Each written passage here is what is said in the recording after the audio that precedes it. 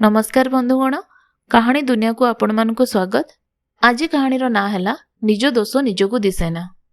ब्रह्मा सृष्टि कार्य शेष करी सबु प्राणी मानकु डाकी कहले, मु निजकु जेपरी सृष्टि कली तमको सेपरी गढ़िली, किंतु तमे सबु एबे जेमती अछ सेमिति चिरकाल रहिबा असंभव।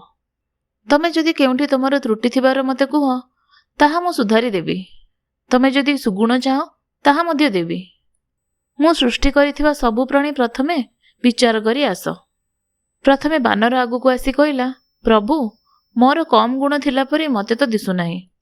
मु खूब भल अछि, किंतु मते भालुर बाळ एवं तार गति देखिले भारी कांद लागे। भालु तो हूँ उठी कहला, मो बाळ मते खराब लागुनी। जेते शीत हेले भी बाळ मो देह को गरम रखे। मते प्रभु भल सृष्टि करिछ। केवल हाथी की देखिले मोर दुख हुए, ता रूपटा एते विकृत।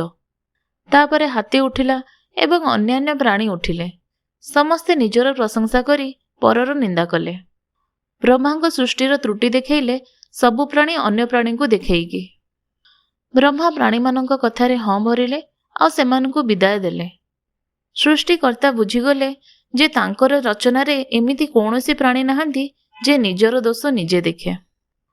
आपण माने एबे शुणुथिले जन्ममामुर कहानी निज दोष निजकु दिसेना।